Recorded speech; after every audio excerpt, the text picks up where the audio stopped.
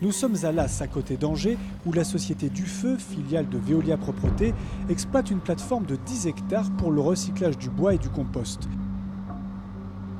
Guillaume Ferré, directeur de l'entreprise, nous explique le classement des matériaux traités sur le site. Sur cette plateforme, vous allez accueillir différents types de bois. Vous allez accueillir des bois de classe A, des bois de classe B.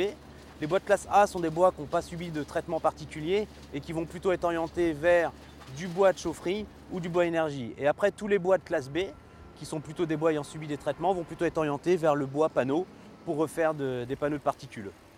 Ensuite, on reçoit aussi tout ce qui est bois sûr, bois copeaux à destination de la litière. Et une partie un petit peu nouvelle qui est tout ce qui est exploitation forestière, où on reçoit de la plaquette forestière.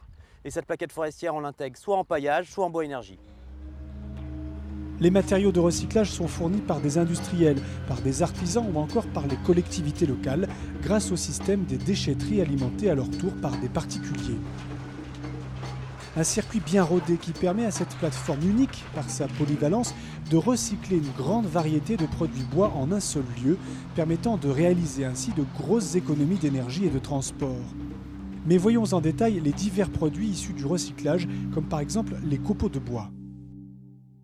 Ce produit-là, une fois qu'il est mélangé et bien homogénéisé, on le livre chez les éleveurs de dindes, de poulets, de canards. Une fois qu'il a été entre guillemets souillé par les volailles, on le récupère pour la destination de la filière agricole en termes de compost. Là, vous avez une autre application de la filière bois. Toutes les parties de l'arbre qui n'ont pas pu être utilisées dans l'industrie du bois, on les utilise, on les récupère et on les broie sur place. Et là, on obtient un produit dit plaquette forestière. Et ce produit-là, on va l'utiliser en paillage. On positionne 10 à 15 cm de produit sur un rond-point, sur des trottoirs, et qui a la particularité de retenir l'humidité, donc on arrose moins souvent, de limiter la repousse des mauvaises herbes, et puis un côté esthétique un petit peu environnemental, développement durable. Vous avez ici un produit essentiellement composé de palettes qui ont été suffisamment endommagées pour ne pas permettre de repartir dans la filière palette, et qui n'a subi aucune modification chimique, aucun traitement, et qui a simplement été assemblé ou coupé. Il est utilisé plutôt à destination du bois énergie, pour l'utilisation en réseau de chauffage. Donc là, on est sur un produit bois issu des déchetteries. C'est des produits qu'on a récupérés auprès des collectivités. C'est souvent les usagers qui les ont déposés dans les déchetteries à partir de meubles qui n'avaient plus aucune utilité ou on ne pouvait pas les réutiliser à travers d'autres associations.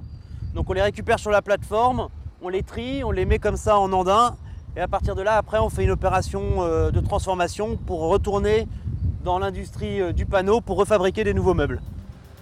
Et ces panneaux sont utilisés également dans la construction, où ils sont de plus en plus répandus aujourd'hui. Louis de Reboul est président de la branche palette et bois de Fédérec, la fédération des entreprises de recyclage. Nos entreprises sont réparties à peu près sur l'ensemble du territoire français.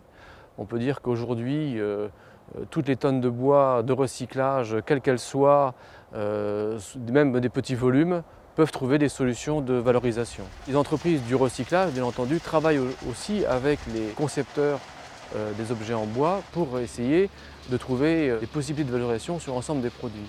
Donc c'est toute l'éco-conception des produits qui est mise en œuvre pour qu'on soit toujours en face de produits qu'on sache valoriser quand ils arrivent en fin de vie. Il y a eu énormément de progrès qui ont été faits sur l'amélioration de la qualité des adjuvants, des cols, des vernis, des peintures, pour que ces produits ne posent pas de problème quand on les traite en fin de vie. Déjà largement inscrite dans une dynamique écologique, la filière bois se dirige de plus en plus vers une industrie utilisant des produits de traitement compatibles avec le recyclage, ce qui permettra de revaloriser encore plus de bois à l'avenir.